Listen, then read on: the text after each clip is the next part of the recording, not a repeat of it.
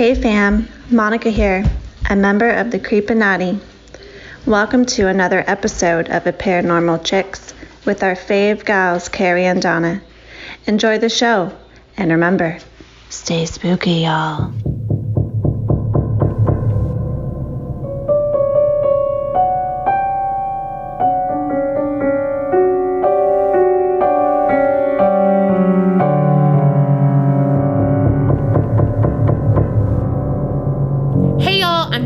And I'm Carrie. And we are Paranormal Chicks. Sinister Sightings 98. And you just heard from Monica, who, of course, kicked ass on the intro.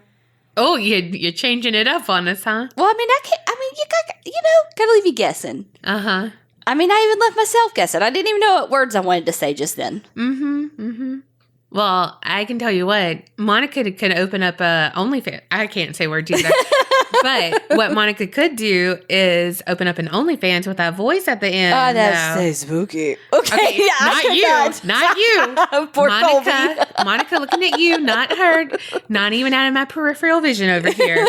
Not Carrie, not her, not today, not ever. Stay spooky. No. I mean, there probably is an audience for that, but don't. Yes, the character on Deuce Bigelow. Did somebody say steak? Well, look, if you want to be sexy like Monica, head on over to patreon.com/the APC Or unsexy like us. I mean, that. I don't know. That was like a gonzo laugh almost. Well, you Poor know what? Colby. That's all I got to say. Even when I say gonzo, it comes out in that like gonzo. Yeah, you can't say like, oh, that was a gonzo. It was like gonzo.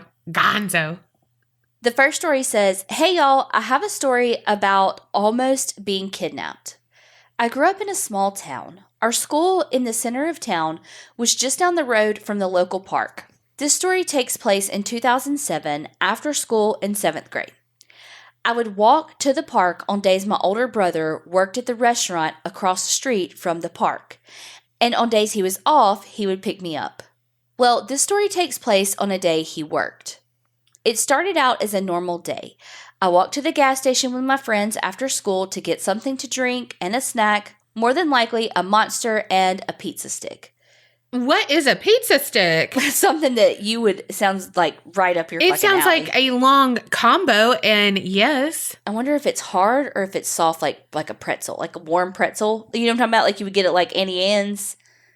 Oh. You know what I'm talking about? Like that texture, not a pretzel, but like that consistency. Yeah. No, I'm thinking it's like a combo. Like a hard pretzel filled with not a combo, like a hamburger and fries combo. Oh, yeah, sorry. Like a combo, like the snack. Chip. Yeah, it's a pretzel-filled snack. My friends went back to school for band practice. I made my way to the park and set my stuff down and proceeded to finish up my homework while sitting at a picnic table. I noticed there were some cars in the parking lot, but I figured it was some of the people on the walking track. I finished my homework and checked the time to see how much longer my brother had to work. 1 more hour. I called my mom to let her know I'd finished my homework and was going to just chill for the next 50 minutes and then walk over to the restaurant my brother worked at and wait for him to clock out. I get off the phone with my mom, and a friend called about some homework. I walked him through the homework and looked back over my homework so I could double-check the work I was telling him. I noticed an older guy walking and looking around. I ended the call with my friend and started packing my stuff up because I immediately had a bad feeling. I went to get up and start my way to the restaurant. He stopped me and blocked my way. He started asking me some creepy personal questions, like if I had a boyfriend, if so, do we kiss? The hair on the back of my neck stood straight up. Since he had blocked my way and I didn't have my book bag completely on yet, I swung at him and hit him with it. Hell yeah. I bolted down the walking track close to the road and crossed the street to the restaurant. When I got to the restaurant, I had tears streaming down my face and asked for my brother. The owner was there and said, "Oh, he's on the clock. Just wait for him." After a few minutes of going back and forth with the owner, my brother came out of the kitchen and immediately knew something was wrong because I was not the girl who cried or argued with my elders. He walked over and asked what happened, and I told him. He looked at his boss and said, "She's waiting in here for the last 30 minutes of my shift. If you have a problem with it, you can fire me. I'm not sending her to my truck to wait for that creep to walk over here." Once we finally got home, we told my mom what happened. We all agreed, of course, I was not going to walk over to the park anymore. I'm not sure why we didn't call the cops after this, but we didn't. Fast forward to my freshman year of college, and I'm working in a nursing home rehabilitation center in the kitchen, and I see the same guy visit a resident. I had to serve her tray. This fucker just smirked at me the whole time. That night, I had a male coworker from housekeeping walk me to my car. To this day, I don't know what would have happened had I not ran away, but I still see him time to time in town. I felt guilty for a while because we didn't call the cops, but since all he did was ask creepy questions, we knew they wouldn't take it seriously. I love the podcast and have plenty of paranormal stories I will send in later. Lauren. Wow. Like, damn, Lauren just was like, you. Whop. Backpack. I mean, fucking Dora could never. Right? Hell yes. And fuck that boss, dude. I mean, I get you have a thing, but like... I mean, okay, first of all, he's not like this fucking OR surgeon or a fucking like factory worker that's on like a timed machine. Like, right. It's okay. He can take a fucking 2-second break to see what the fuck is wrong. Like, have you come in this restaurant crying before? No. Is this out of the ordinary? Yes. So clearly something is fucking wrong. Yes. I'm really glad you were quick to think about that and you were really aware of your surroundings. Yeah, he definitely was up to something sinister because he blocked your path. Like, he knew what was up. He knew what he was doing. So good for fucking you. Because even if he wasn't going to do anything physical, more so than blocking your path, still talking to you like that, making you feel uncomfortable, that's not his right to do. And you're a child at the time. Like, no, that's not fucking okay. Right. Also, this has nothing to do with your story, but also kind of on the like kind of adjacent to the story. I just talked to my dad about this because he is on a Sprite kick. Well, he calls it Sprite with the K. Him and my aunt, must be something that runs in their family. But I was like opening it real slow. And I was like making sure it doesn't spew on you. And he was like, okay. And so then I had to tell him because I'm like cracking myself up, like literally cracked up. And he's just like, okay. Do you know this story, Carrie? I don't think so. Okay. So me and Tiffany used to go to the Junior Food Mart, and right across from that was Fred's. So we would go get like, I don't know, like dollar nail polish and shit like that. But then we'd also go get something to drink and like, you know, whatever, some snacks. So one day we were doing our little walk and I got a root beer because that's what I always get. Well, it spewed all over me when we got back to Tiffany's house.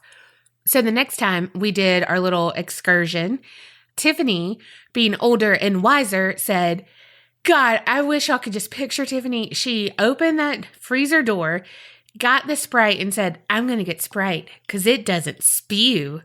Okay. We get home to her house and she opens that fucking Sprite and it spews everywhere. And that, y'all, was, gosh, 30 years ago. No lie. Like at least 20 years ago.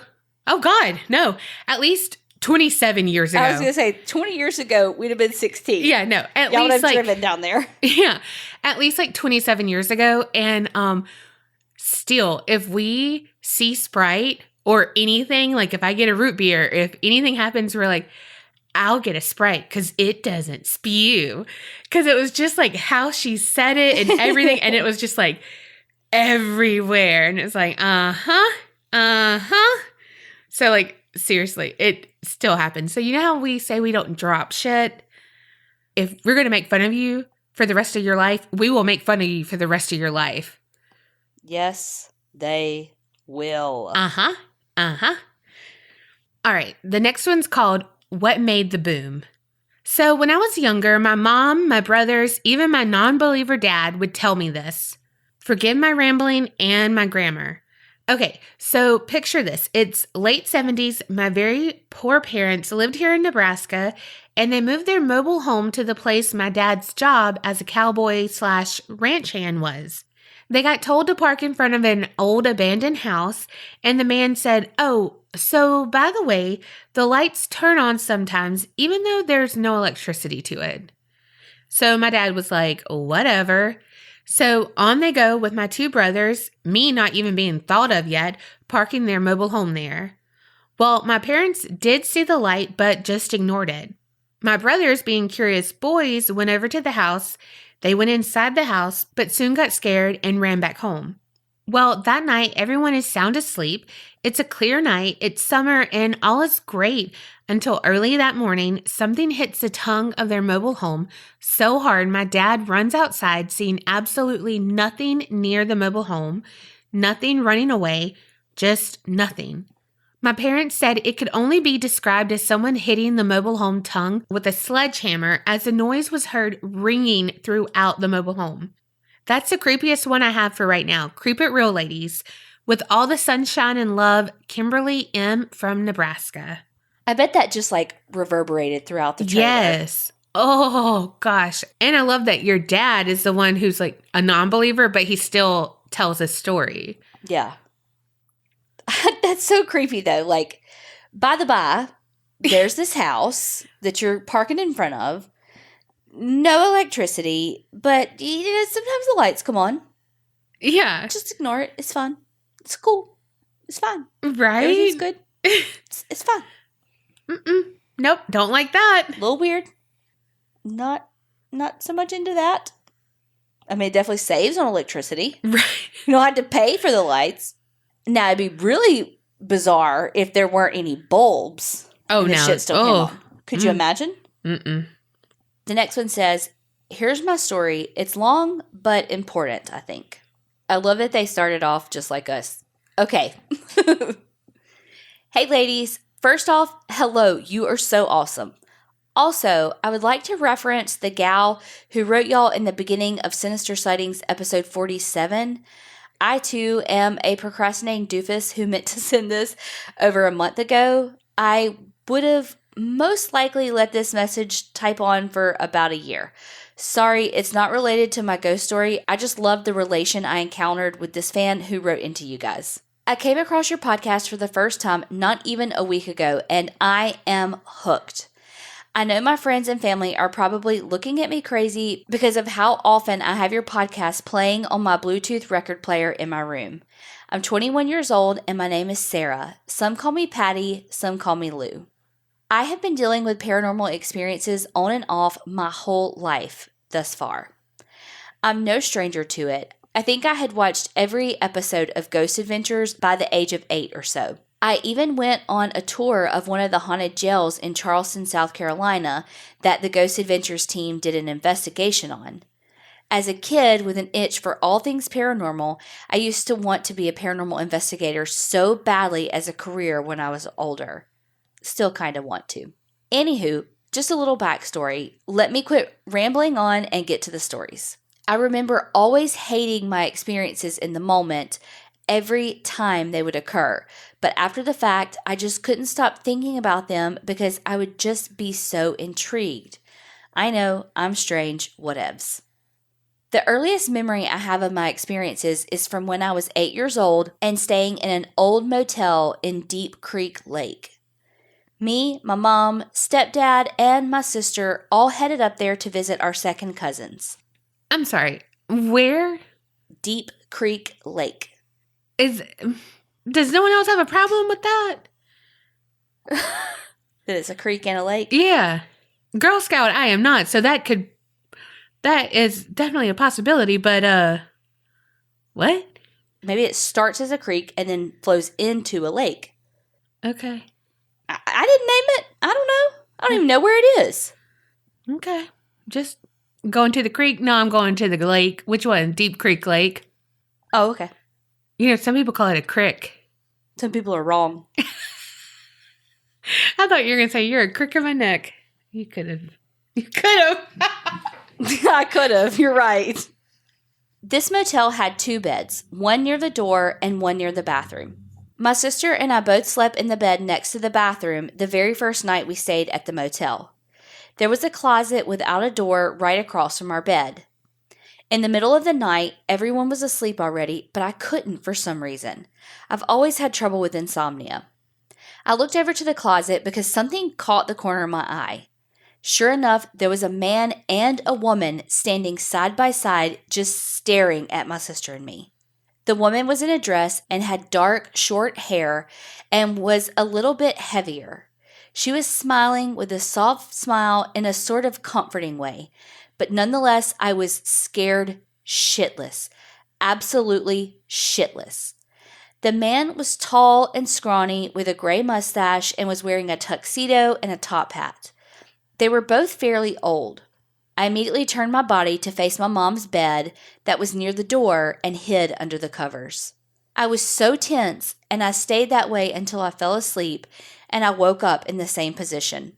I don't know if this happens to anyone else, especially from younger experience stories, but anytime something like this would occur, I would get the worst heat flashes. Maybe because I've always hid under the covers, but when I wouldn't, I still had this wave of heat just going over me until whatever the experience was over. Anywho, so upon waking up, I immediately sit up to look at the closet, and it was empty. I get up to look in it and see if there was anything that could have made up these figures, but it was empty except for 2 empty white hangers. This motel was attached to a diner, so we all walked next door to have breakfast. My sister and I are sitting next to each other, and we order. While we're waiting for the food, she starts to tell me how she had a terrifying dream last night, and there was a man and a woman in the closet. My face went pale. I look at her with what I'm assuming was a horrid facial expression because she looked back at me with the saddest, most pale face I've ever seen on her. I said, "Come to the bathroom with me now." Me being me, I wanted to debunk anything, so I get her in the diner's bathroom and immediately ask her to describe the man and the woman, and she described them in complete accuracy to the man and woman I had saw. I had to break the news to her that it was not a dream she had, and she was so spooked out. We slept there one final night, and the man and woman didn't show up again. Story number 2. Fast forward to when I was 12. My dad was dating a woman living in a beach town in Maryland. We go there to kayak and hang out and also stay there for the night.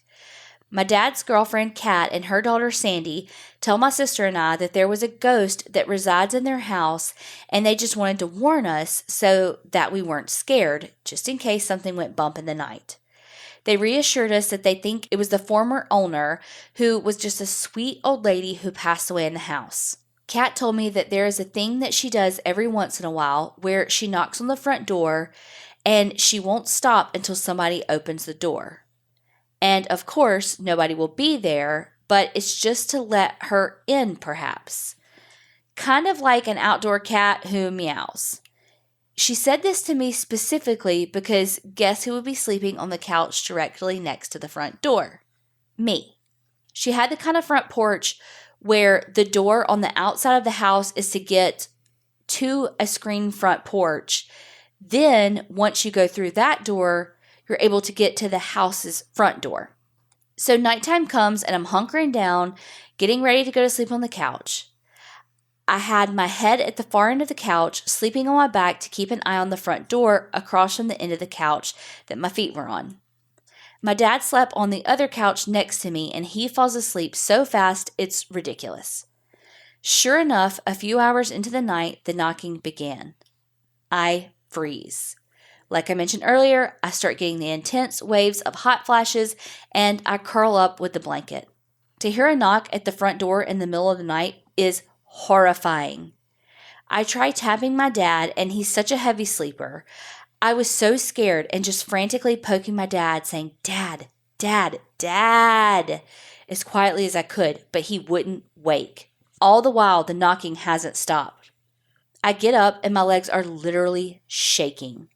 I open the door to the screen porch, fully prepared to head to the front door to open it. But the knocking stops. I turned around, locked the door, and laid down. Story number 3. Again, I was 12 years old. Me, my dad, and my sister were living in a one-level house in Maryland. From the very beginning, we would hear footsteps, like sounds and shifting coming from above in the attic. My dad checked and never found anything, but we wrote it off as birds or mice due to the fact that this house had stood empty for a year. I believe the owner moved to California after his wife died. I don't think she died in the house, though. The first serious experience was when my sister, myself, and her new friend from her new school, she'd just become a freshman in high school, were in the kitchen, and my sister Jessica went down the hall to get something from her room. All of a sudden, she came sprinting back to the kitchen, absolutely hysterical. She said she had seen a maid down the hallway wearing a green dress and was old with dark hair. Her friend laughed it off, but of course, I believed her. She was so shaken up. Story number 4 was when my dad was asleep on the couch. Man, Dad's always asleep on the couch. Sounds like me. I had gone down to the kitchen for a late night snack and did not want to wake him as I made my way back to my room. Our house had an L-shaped closet as soon as you walked through the front door. So I made my way by the front door to get to the hallway instead of walking by the couch. As I'm walking by the front door, a man whispers in my ear, "Sarah," but in an abrupt way, like a loud whisper. And I dropped my plate of food and, of course, waking up my dad.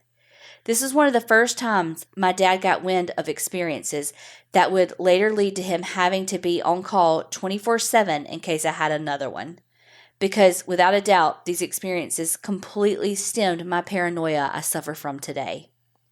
Story number 5. I'm 17 years old, and this is the one that set the tone for, okay, I'm susceptible to extremely paranormal things and beings, and sort of grounded all prior experiences down to this extreme fact. Reminder, I mentioned earlier that my dad would eventually need to be on call 24/7 due to these random paranormal experiences I continuously encountered. This is where that comes into play. It was late, maybe past midnight. I was home alone and playing on my phone, standing up, leaning against my dresser next to the door of my room with the door open. My dad had started dating a traveling nurse, and my sister had started getting serious with a boyfriend as well. My dad's girlfriend was visiting home after traveling for a bit, so naturally, both my dad and my sister would stay with their partners often, and I would be home. At this point in my life, when I was home alone, I kept every light on in the house. This house we were living in was a small, one-level old house. If you said something in the room on one end, you could hear it in the kitchen on the opposite end. My bedroom wall was against the living room.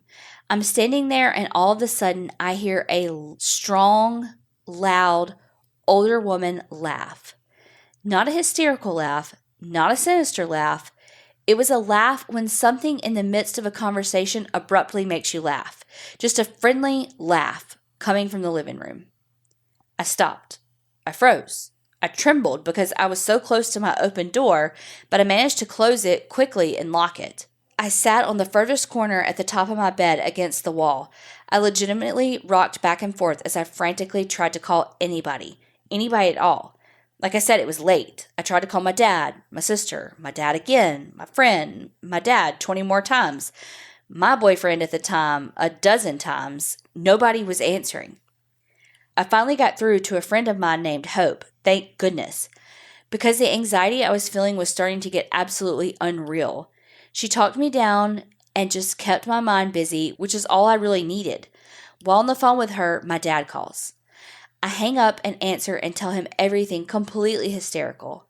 By this time, it was at least 1:30. I've been sitting with this fear, anxiety, and adrenaline, accompanied by some gut-wrenching suspense of what will happen next, for an hour before I got a hold of anyone after hearing the laugh around midnight. He came home immediately. I think I slept in his room that night. This is the last one. Story number 7. Fast forward. Only a short amount of time. Not sure. Maybe a few weeks. A couple of months. I had really begun to grow the paranoia seed in my mind at this stage of my life due to all the past instances. I was especially paranoid one night during the summer, and I didn't know why. I went to take a shower to calm my nerves and shut the bathroom door and locked it immediately. I got in the shower and started to relax, sort of, and all of a sudden I hear a crinkling of a grocery bag coming from right outside the door. I start to panic. I know that I personally sometimes hear things that aren't actually there while I'm in the shower because it's loud with the fan and the water, and also my brain shoots to the worst possible scenario, especially at this time in my life. But no, that was real. Clear as day, almost like the bag was trying to be shoved under the small crack in the bottom of the door. I was again home alone.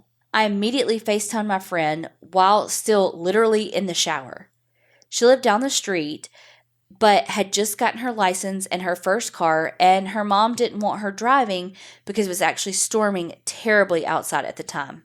Middle of summer tropical storm type of thing. So her mom actually drove to my house, and I was so riddled with fear that I stayed on the phone with my friend, never left the bathroom, and had her mom use the code for the lockbox key to get in. When her mom arrived, she made sure to call me first as to not make me crap myself when she opened the front door. When she's inside the house, she literally has to walk up to the bathroom and have me open the door still wrapped in my towel because I was so petrified to move.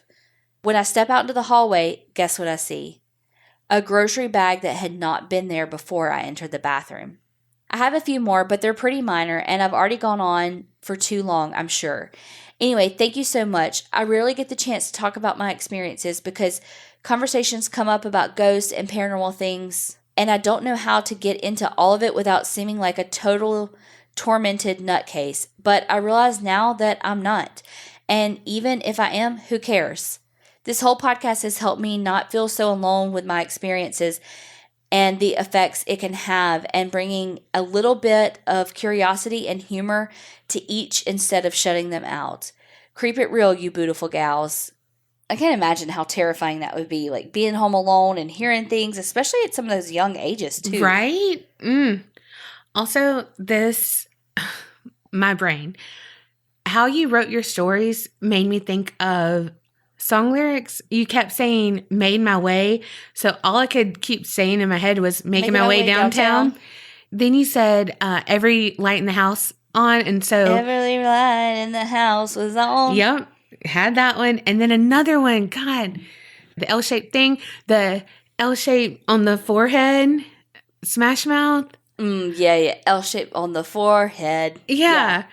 Oh my God. Every time I was like, oh my God, another lyric. Oh my God, another lyric. Like, I was like, oh, Donna, pay attention. But it was like, I wonder if she thinks in song lyrics like I do, because all the time it was something, and just how you worded it, it was so perfect. Well, clearly you can tell from all the other Sinister Sightings, you're not alone. So, maybe there's some other people who can kind of help you figure out how to manage the anxiety that goes along with your experiences and stuff, because there's a lot of other people who listen to the podcast who have experiences every day of things that they see and things they experience, and because that's a lot to manage. Yeah. And a lot of fears and all that. I don't know. I just keep picturing like The Sixth Sense and how, like I know that that's not the same, but like, I don't know. That's just like what I'm picturing. Yeah. I mean, I know that's a movie and not real life, but again, that's my only basis. Well, apparently mine's music, yours is movies. So thank you. Thank you so much for sharing all of your stories though. All right. This next one is titled Ghost Story. Hi ladies. I was turned on to your show from another podcast I listened to, TCO, True Crime Obsessed. I love you guys' show just as much, and not just because we're in the same city, but because you guys are very interesting. Okay, that's a huge freaking compliment. Like, the biggest. I want to start by telling you guys I'm not one who believes in things I cannot reason, explain, just to let you guys know that I'm not a chump. That said, here's my story. My niece, who I raised as basically my daughter with the help of my mother, moved to Michigan with her 2 kids and her husband. She got a job at a research hospital there, and he got a youth pastor job. They were going apartment from apartment. I don't know Michigan specifics, but their rental agreements are frickin' weird. Anyway, they found this old house in Livonia near the hospital and the church. Perfect, right? Well, she was pushing and pushing me to fly up and see her. Well, my 14-year-old son had a school vacation coming, and I thought this would be the perfect opportunity for his first plane ride. So we flew out of New Orleans, land in Michigan, get to my niece's house. I immediately get the heebs. I mean, immediately. But we get settled. She orders us dinner from a restaurant that had wonderful homemade hummus and naan. We are enjoying everything. She's showing me her house. It's very cute, but it is old, and there's a basement. We come to the basement door, and she says, "Do you want to see the basement? Do you want to see the basement? No. Do you want to go and die?" Yeah, right. Is there laundry involved? Hell no. I don't want to go die. Damn. Kids Pops. Oh, God. Instead of 2020 edition, I know it's 2021, but it's like the Z-O-Z-O. I'm not going to say it, but... Why, you scared? If you're scared, say you're scared. I'm scared. I'm scared, and I don't want to be scarred. 3 strikes, you're out. If they strikes, I mean scratches. I mean, well, one other scratches, but not by him. I went to the door and looked down, then looked at her, and I asked, "What's wrong?" She told me nothing and that we'll talk later. Well, by this time, we're all tired. You know how travel makes you feel, so we all go to bed. It's very quiet, and I was having issues getting to sleep. I have issues going to sleep anyway, but this felt different. She put my son in her living room and me in my own room that is directly over the basement. I'm tossing and turning, going from looking on my phone, reading by the small bedside lamp, and going to the bathroom while checking on my son. All of a sudden, her son starts screaming. I run to his room, but he has stopped, so I realize he's asleep while doing this. My niece comes out of her room and says, ever since we moved to this house, he has had night terrors. So that upped the heebs. She said he'll settle down and not remember anything in the morning, so go back to bed. So I do, but I can't sleep. So I say to myself, this is it. Go to sleep. And then I start hearing this tap, tap. Nope. Tap, tap. I have the small lamp on, and so I'm looking around going, where is that coming from? I know my son is asleep because I can hear him snoring. I know the other kids are asleep, but maybe it's some dumbass northern bug I don't know about. Tap, tap, tap. Where the fuck is that coming from? Looking around, sitting up in bed, looking around, and then I see it. There is this vent in the floor. It has a penny-sized hole next to it, and there's this gray finger sticking out of it and tapping on the floor. What? Then I say out loud, get the fuck out of here, and it points at me. What? I raise my voice and say, fuck you. I roll over and put my back to it and turn the light off and go directly to sleep. So I wake up the next morning, my niece gets me a cup of coffee and asks me how I slept. I have almost convinced myself by this time that I dreamt the finger, but she tells me that since the sun's up when we have to leave to do whatever we're going to do that day, I'll tell you about this house. So we go on about our day and we stop at Dave & Buster's for lunch, and the day and thoughts of the fingers go, or talking about our house go by without any discussion. A couple of days pass. We're leaving and my niece is taking us to the airport. We start talking about the elderly lady that had previously owned the house and how she had been in it for years. I asked if she was always alone or if she was married. My niece was quiet for a while and then she said, her husband died by suicide in the basement. That brought back the memories of the finger. She then went into how uneasy she is in the basement. So I told her what happened to me on the first night. She was floored. Pun intended. I think more floored that I had slept in the room for 2 nights after that. I told her that you cannot let them win. This is your house. Go home, go into that basement, look around, and go no more. She told me that she would have to pray really hard before she attempted that. We've never talked about it since, and that was 2 years ago. She still lives in that house and is now quarantined there, so I really hope she did do it. Sorry this turned out to be so long. Keep turning out the great stories. Ladies, you are doing such a good job. 2020 sucks a satchel of Richards. Okay, I'm still in that. But also, then they added like a little PS. I also need to add that my niece just recently had a baby. My mom went to Michigan to put her hands on her 6th great-grandchild. I FaceTimed her to see when she thought she might be coming home and if she was having a nice time. When her face appeared on the screen, there was this huge bruise on her forehead.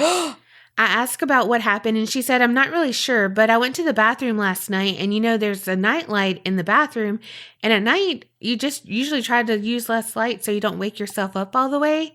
So it was kind of dark in the bathroom. I'm peeing, and I look up, and through hazy eyes, I thought there was someone standing in front of me, so it startled me, and the next thing you know, I'm bashing my head on the hand towel rod. She said she eventually came to her senses, turned on the light, and there was nothing there. Nothing where she could assume someone was there. No shape, no nothing. I asked, how did you manage to hit the hand towel rod on the other side of the bathroom? She said it felt like someone had their hand on the back of her head and was guiding her to it. I said, hand the phone to your granddaughter right now. She appears looking very sad and sheepish. I said, you didn't do it, did you? She looks away and says, no, ma'am. And then the phone disconnected. I tried calling my mom back. I tried calling my niece, her husband. No one answered. They all went straight to voicemail. My mom later that night texted and said all their phones were drained of their batteries, and she knows her phone was fully charged when I called, and she doesn't know what's going on. I think I might, but it makes me very angry every time I think of it. My mom does not believe in the supernatural or ghost, and she's just as mean as I am. So I think whatever is in my niece's house could not get my mom to see like it made me see. She's just playing it off as it's her fault. She's just old and clumsy, and that's not a good mix like she always tells me. I hope this incident opens my niece's eyes and she will confront that piece of crap entity that tries its very best to torture and hurt people. I'll keep you guys posted. Thanks for your podcast, Amber. Holy fuck. Holy, yeah. First of all, what in the creepy fucking scary movie with that shit coming out the fucking grate in the bottom of the shit? No, thank you. No, ma'am. Not and signed then up for that. Pointed at her. It pointed and it tick, tick, tick. No. No. And then your poor fucking mama and then your fucking niece. She knew what she did because she broke out the yes, ma'am. She knew what she fucking did. She didn't do. Also, shout out Amber for being from Hattiesburg. Mm-hmm. And a fellow TCO fan. Well, all I got to say is you better, I don't know. Keep us updated. Yes. Well, we're going from an entity to the next one is The Devil Spoke. Hello, ladies. You can use my first name, Marianne. I have a few short stories for you. I will start with a sweet one. My paternal grandmother died before my father, her son, met and married my mother. My father had been very close to his mother. He actually was the one to find her after she had died. He came home and found her dead on the bathroom floor from either a stroke or a heart attack. They believe she had gone to the bathroom to get some headache medicine, but died from the problem. Anyway, my father met my mother years later, and after courting for a few years, they decided to marry. My father says that in the wee hours of the morning of his wedding, he shot bolt upright in bed and looked at the doorway at the end of his bed. He said he saw his mother. She simply smiled and nodded as if to say, yes, she's the right woman for you. I love you. Then she vanished. My father swore it was his mother giving him her blessing to marry my mom. Now for a not so scary one. I was born and bred a Catholic and attended Catholic elementary, middle, and high school. My high school was run by nuns. We had religion class, and the nuns would discuss, obviously not all the time, things like never using a Ouija board, and this one is important, when in groups of 3 or more, never discuss the devil, as he will eavesdrop to hear what you are saying and to find out ways to get to you. He is very sneaky that way. I had a couple of friends that would hang out with me and drive around town on a Friday night. I had my license, but they did not, so I was the designated driver. We all attended the same Catholic school and had heard the same lessons. So, being kids, instead of heeding those lessons, we discussed them. The one we decided to discuss was the one about not talking about the devil. Very foolish. As the night was winding down, I dropped one friend at her house and then took the next one to her home. We are still discussing the rule, and like any other kid at the time, I have my radio on so we can sing along when a great song comes on. My last friend gets out of the car and is walking to her door. I wait for her to get safely inside. As I'm waiting in the car, in the dark, all by myself, there is a lull in the radio station, as if the DJ had stepped away from the mic and the music had stopped playing. Then I hear a voice come across the radio station. It sounded like it was coming through a long tunnel. The male voice says, "Don't believe what the church tells you. Only believe what I say." It scared the bejesus out of me. I flipped the radio off and drove home as fast as I could, saying the rosary all the way. I was so scared to get out of my car in the dark, but eventually made it in the house. Okay, last story. When I was 5 years old, my parents took me to Walt Disney World. My aunt and her family came too. We all decided to ride the Haunted Mansion. Being young, that ride was so scary. My mom, my aunt, and one of my cousins rode in one boom buggy with me. It went mom, me, cousin, aunt across the bench seat of the boom buggy. I was so scared. I hid my eyes a lot, but I did see most of the ride. As the ride is finishing up, the announcer tells us to beware of hitchhiking ghosts. I open my eyes and I see a ghost sitting right between me and my mom. But more importantly, I feel the ghost put his arm around me. I scream. My mother grabs me and wants to know what's wrong. I tell her the ghost grabbed me, and she starts to laugh because at the moment the announcer told us about the ghost, my mother had grown concerned about me and put her arm around me to make sure I was okay. She was the ghost. Anyway, thanks for listening. Keep it real, and in my case, get very scared. Marianne. Oh my gosh, Marianne. Well, now the ghost will change your heads. What? Yeah. Spoiler alert. It's different every time. How they change your head? Because it's all holograms. But they change your head? Yeah. That's what people say. Me and Tiffany wrote it, and I can't remember what happened when we wrote it. I don't know. I fucking love that ride, though. Scariest part for me is the conveyor belt that never stops moving because it's going one way, but the other things are the buggies are going a different way. Call me Carrie, because that makes me clumsy as fuck. I was like, please don't fall. Please don't fall. Please don't fall. I don't remember that part, but I do remember the ghost being a hitchhiker. Yeah. I mean, it makes sense because they're trying to get people to get on the buggies and go instead of lollygagging around. Yeah. But also, mobility issues, people. Come on. Also, about the radio thing. Oh my gosh. Somebody fucking broke through. Mm-hmm. Somebody with their little ham radio. Dee-doop, boop, boop, boop. Yes. Don't believe. Oh my God, that's fucking funny. Oh my gosh, hilarious. And it just happened to be. Uh-huh. I would be so fucking scared shitless. Mm-hmm. For the rest of my life. Ugh, I loved your stories. All right, here's another one. Hello, beautiful ladies. I am one of your youths and have an unknown mental disorder, which will be important later on. Anyways, on to my story. I think I can kind of tell the future. Nothing bad or scary, just really strange. So something that helps me calm down is putting my fist up, looking up, and going side to side. I don't know why, but it just feels really good. And a month ago, my mom signed me up for a drama camp she convinced me to do by telling me I would do the lights or write the script. boy, was she wrong. I had to act and dance, and I'm a very shy person and also very awkward. In fact, my first boyfriend broke up with me because of that. So anyways, the dance moves I ended up having to do was the exact same thing I do to calm down. I was totally flabbergasted, so of course I told my mom when I got into the car. The next thing that happened was when we were at my grandparents' lake house tubing. My sister's friend came along and all three of us, 2 large pizzas and 1 medium pizza, were able to fit into this tiny tube. My sister's friend grew her nails out and I jokingly said, "It's all fun and games until, insert name, loses her nail."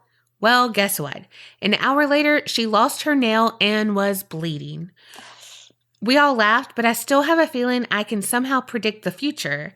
I always get a strange feeling when I think something bad's gonna happen. Anyways, that's my story about how I think I can predict the future. Also, I found your podcast from Let's Not Meet, and I found Let's Not Meet from Something Scary podcast. Look, I totally think Carrie can predict the future, so I believe you. Well, okay, so I really feel like this is going to make me sound, well, whatever. So I think it has something to do with your sensory processing disorder. Like, because clearly, not to like diagnose you because I literally know nothing about you, but if you have the way in which you calm yourself has to do with your vestibular system, and because the fact that you tilt your head up and sway, you're impacting your vestibular system because the canalets, which are like I'm probably saying that wrong because, it's been a while, but which are like the crystals in your inner ear that shift as you move your ear, which are part of like your balance and all of that are, again, the vestibular system. So you're shifting that, which provides you that sensory input for your vestibular system. So you're impacting that with the looking up, and then you're getting the swaying with it too. So clearly you're sensory seeking for your vestibular system. I say clearly, every OT that's listening is like, Carrie, it's been a while since you've been in peds. Maybe you should go back to that class. I'm not sure about the arm in the air unless it's more challenging to your balance, which makes it more vestibularly challenging. That's interesting. But I feel like people, not everybody, but some people that have ADHD that tend to be able to connect, like read people better. Not everybody, but some people with ADHD have that where they can just read people differently. And I think that some people with certain sensory processing disorders have that too, because you connect in a different way because you process things differently. Therefore, you're able to understand something differently than someone else. You just pick up on things differently. And so it's like you almost, you know what I mean? So you're like, oh, I feel this, my phone's about to ring, because it's like, maybe you feel the vibration a little bit before it actually vibrates because you're more sensitive to that vibration. Yeah. Yeah. So I literally have nothing scientific to back that up other than the fact of it's my opinion. Oh, that sounds like a Donna research thing. You joined over to my side of thinking. But that does make sense because Carrie always thinks that she has a good judge of people. Like her gut is a good judge of like character or whatever. But I don't know if it's like, I don't go on her gut on character, but I go on her gut on situations, like 100 on a situation. If y'all could see my fucking face, when have I been wrong? Countless times. Never. Literally never. But not ever like on a situation part. But I think that goes in with your like whole anxiousness and more like being high alert and stuff, because you're anxious about stuff. It's like more of like an intuitive, that's the word I was looking for, like intuitive. Yeah. My brother-in-law Mark's like that a lot too. And he's, not to like tell all his shit, but like he's ADHD too, but he's very intuitive to people and situations and, and he's very much like that as well. But again, I literally have no basis in science for that. It's just my opinion. So don't come at me. No, but I like that because that kind of like marries the science and the like unknown together though. Yeah. And it kind of gives it a basis of there's a reason for that, but then you have to actually hone in on that And it is special to you. And also what you think could be a curse is actually a blessing.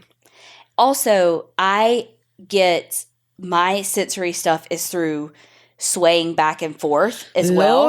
So if you see me standing in one spot, I'm going to be swaying always. So it's interesting that I get my sensory input that way too. And it's interesting. Do you have to lean on things a lot? Like when you're like sitting down like at a desk or a table or something, are you leaning on it always? Or, you know, like if you're standing next to something, do you immediately lean on it, or are you able to just stand there? Because that's tends to be, you have vestibular input issues too. Like you're seeking if you lean on things a lot. I can't remember what we were doing, but Carrie was at my dad's house and she was being very anxious or a bitch. I don't know. Probably both. Yeah. But normally if she can like turn in circles or like shake or something, she is better. And my dad has an electric wheelchair. And I was like, can you get in that and do some circles? That bitch did. And she was like, okay, good. I was like, well, that's amazing. And like, she's done it to me. Like if I need like pressure. Yes. You're definitely seeking when it comes to pressure. Yes. So like if I will get anxious and stuff, like she'll just like squeeze my shoulders and stuff, and she puts her weight on my, like presses down on my shoulders, and it's like, okay, I'm good. Thank you. like the weight of the world is on my shoulders, and then it's taken off by extra weight, and it's good. I don't understand science at all. I'm like, I don't understand how that works. But then if you're like, a ghost is inside the house, I'm like, yeah, I understand that. Okay, cool. But again, that's like temporary. Oh, for sure. That's like not a true modulation of someone who has a legit, like, they have autism spectrum disorder. Right. And they have like a sensory processing deficit from that. Right. But I had no idea before Carrie was an OT about any of this shit. Any of it. And I'm like, okay. Oh no, that worked. Like, science is real. Like, damn. Okay, the next one. Hello, my lovelies. I have a true crime holy crap story for you. Picture it. Halloween 1993. El Cajon, California. I was living in San Jose at the time. I turned on the TV, and whatever I was watching, the news broke in for a breaking story in El Cajon. My gram lives there, so I paid attention. There was a standoff with SWAT at an apartment complex where a man was shooting at people and started a fire. They zoomed in on a court where there was a body, and it was covered. But the thing was, they were right outside my Gram's bedroom window. What? I started freaking, of course, and called my mom, who lived in Escondido, which was like half an hour away. She was in hysterics, and once I got her a little calmed down, we talked about the rescue center that was set up, and she said she would head there, but I made her promise to take my aunt, who lived in the same park as her, and call me later. They found her at the center, scared but okay. She told them that she hid behind her couch till SWAT came in and escorted her to safety. Gordon Newman, a 62-year-old recluse that had lived there for over 20 years and hated kids, broke his front window and started shooting people at around 3 p.m. He killed a 9-year-old girl and a 40-year-old woman, plus injuring 5 others. He then set his apartment on fire. He fired 10 to 15 rounds into the courtyard. He had stockpiled ammo in the apartment that was setting off small explosions while they put out the fire. It took 4 hours. They couldn't tell if he died from self-inflicted gunshots or from smoke inhalation. Over 50 people were left homeless because of the smoke damage, Graham being one of them. After this, they were finally able to get that stubborn woman to agree to move out of El Cajon, where she had lived for many, many years, and find a place in Escondido, closer to everyone. They say he did it because he was harassed by the kids. They called him Igor. They treated him terrible. I remember playing in the courtyard and hearing him yell at us for walking by, so my uncles mouthed off to him. They seem to feed off each other. This just reminds me that we need to think more before we open our mouths, because you don't know what's going on with people and what may push someone too far, especially right now. Be safe, fellow creepsters. Love ya, Wendy from Fresno. Wow. Wow, that's so heartbreaking. That 9-year-old and your poor grandma, I'm so glad she's safe. Oh my gosh. And I can't imagine like that breaking in and then being like, wait. That's where she lives. And then like, no. That's right outside of her bedroom. Right. And then like, but you're so right, because tensions are so high right now. I mean, I know in some places, obviously, things have kind of slacked off a little bit, but in some places, they're still in serious lockdown, and it's fucking hard. I cannot even imagine what some people are going through. And so tensions are fucking high. So if you're in an apartment like this where kids are playing outside because they're not in school, and someone is more of a homebody that, that doesn't like kids and doesn't want the loud noise outside of their apartment window and all of that, it can be very triggering for them. And so, yes, just try to be kind. I'm not saying that what he did was right. I'm not justifying his behavior by any means, but you really don't ever know what's going to set somebody over the edge. Defend yourself. Yes. I'm not saying kowtow to him, but I'm also saying just be kind. Yeah. There's a way to defend yourself, and then there's a way to not fight ugliness with ugliness. And not escalate a situation that doesn't need to be escalated. Yeah. And again, not victim blaming or not. Oh, fuck no. He was completely wrong. He's a fucking piece of shit. He killed innocent people and hurt innocent people. And so many were left homeless. And I mean, fucking no, he's a piece of shit. Yeah, and wanted to kill more. Like, he had so much shit piled up wanting to do that damage. So, yeah. And, I mean, were those, I thought when she was writing about the gunshot wounds, I was like, hell, was it the damn ammo just going off in the apartment? True. I mean, I don't know if that's how that works. Fuck if I know. But you know what I mean? It's how it works in the movies. But, there was so much, I mean, who the fuck knows? Yeah. Everybody listening that knows, anything about firearms is like, no. Well, yeah. It's not a fucking firecracker. I don't know. It's such a hard, fine line, but because you can't control their behavior. Right. Because he's a piece of shit and he's going to do what he's going to fucking do. But you can control yours, and you can control how you react to a situation. Yeah. Whew. Okay. Well, moving on to a lighter subject. Just kidding. This one is demonic haunting and psychic premonitions. Hi, friends. You may remember me when you first joined TikTok. We follow each other, and my handle is @GingerSlunt or Slunt. It's slut with an N, okay, people? I don't know how to say it. I know slut, okay? Yeah, you do. My name is Nicole Gable. I live in New York City, and I have been super haunted and spooky my entire life. I have 68 independent ghost stories archived in my iPhone notes, and probably around 200 to 300 individual paranormal encounters within those stories. We'll just freaking turn that into a book. Well, she says, I plan to write a book, but I don't mind sharing a story or two with your pod. These haven't been shared with any other podcast. Okay, well, I am all ears. Apparently you had a premonition. I'm listening to an episode in which you ladies mentioned wanting more demon stories and premonitions, so I'm here to deliver. Firstly, my premonitions and dream premonitions began when I was a toddler. We had a house phone in my childhood home, one of the wall phones with the spiral cords. I would always hear the phone ringing in my head about 30 seconds before it would actually ring.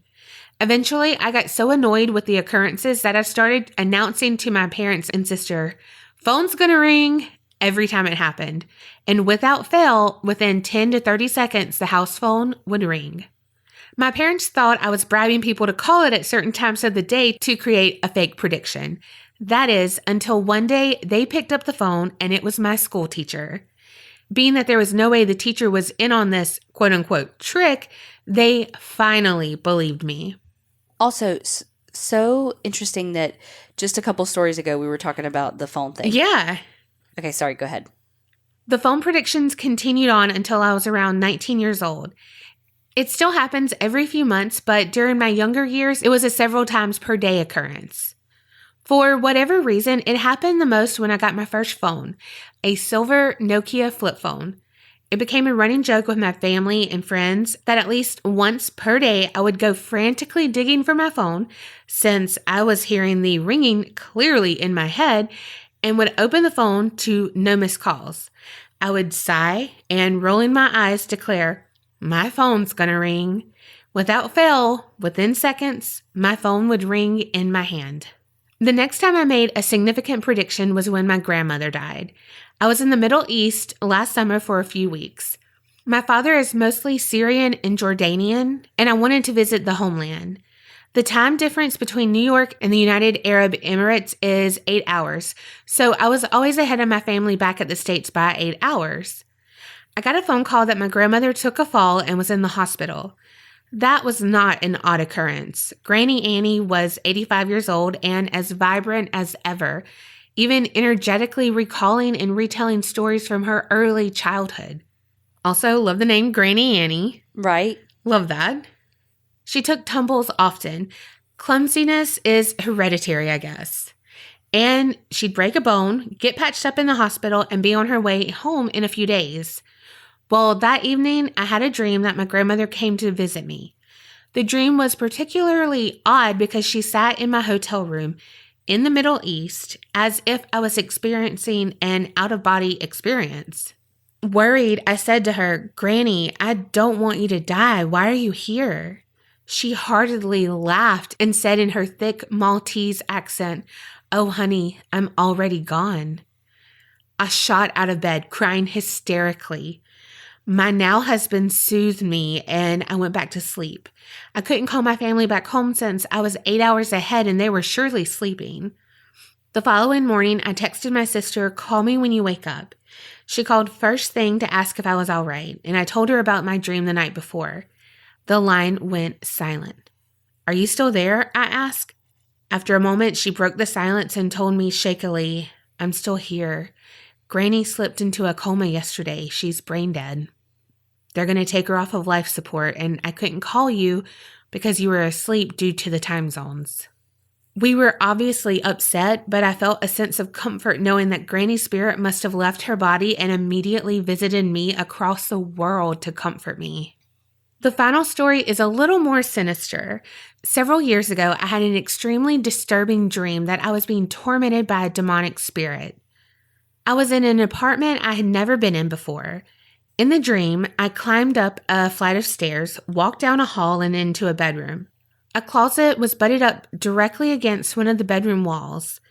It had white doors and white shelving above the clothes rack. I saw red eyes glaring at me, taunting me through the darkness of that closet. I ran to quickly shut the closet door, and as I did, I was jolted awake. I remember thinking, I need to find out whose house that was. I spent the better part of the following day texting family and friends asking if they were all right and if they had anything bad going on that would warrant a bad nightmare on my end. Nobody had any information to offer me. About a month later, I went to a meetup for an online group that I'm a part of. I became fast friends with my now best friend, Anthony.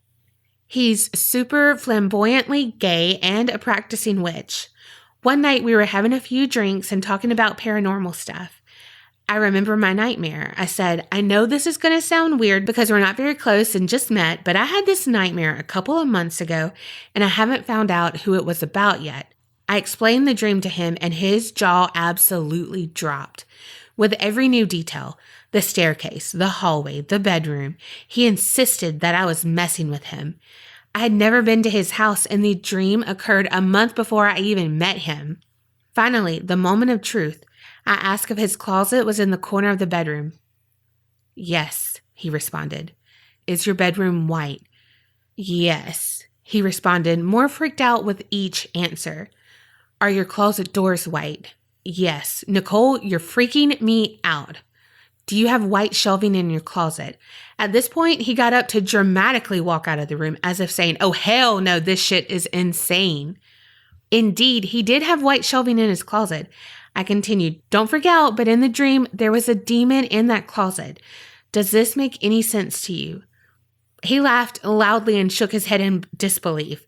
Anthony, the practicing black magic witch who frequently practiced demon magic, took a long drag of a cigarette and says calmly, it doesn't only make sense to me because I know there is a demon in that closet. He crosses his legs and continues on. I know because I put the bastard in there.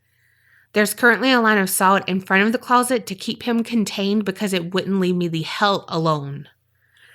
We still laugh about it to this day. He moved out of that house and left the demon there to torment his abusive father.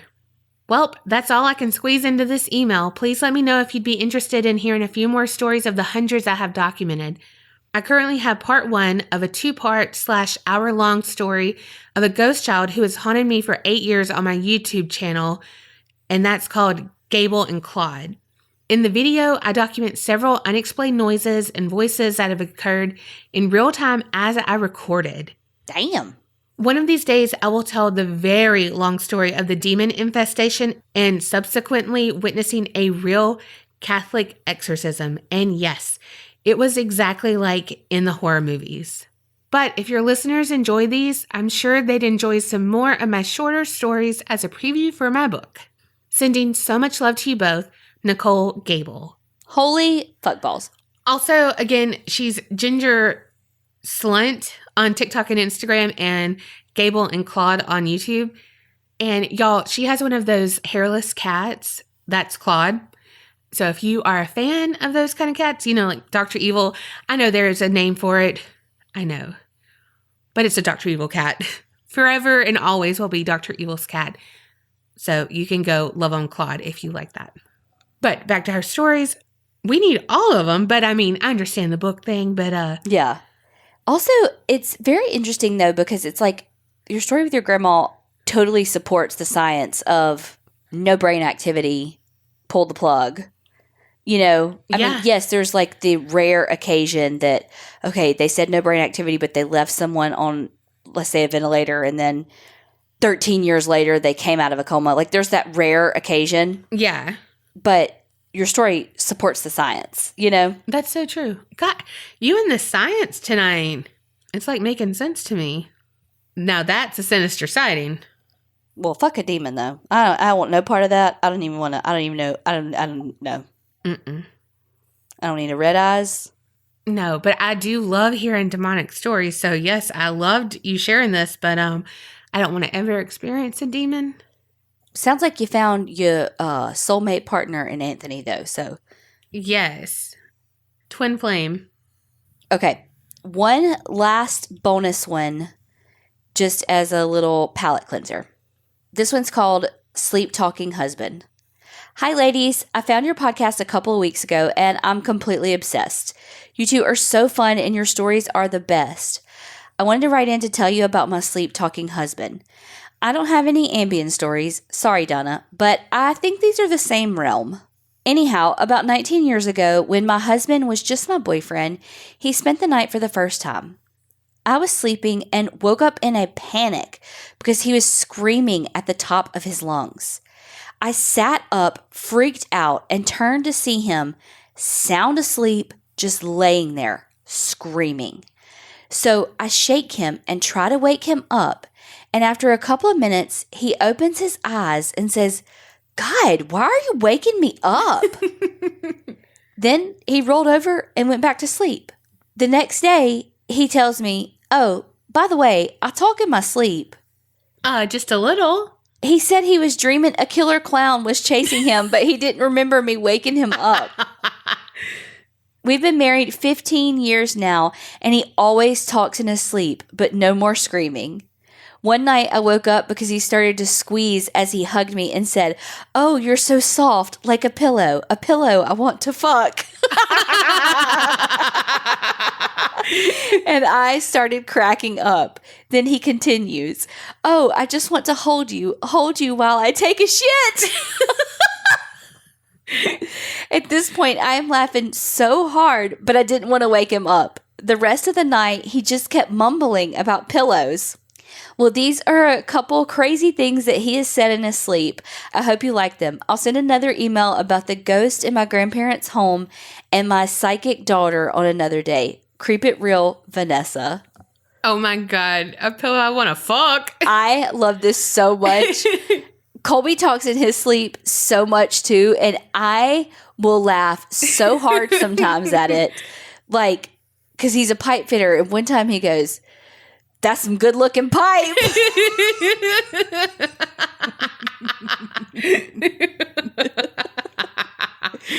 Oh my God. That was good to end on. Thank y'all so much for all these amazing emails. Y'all never freaking disappoint. Keep sending them in, aparanormalchicks@gmail.com. And remember, Creep it real and don't get scared.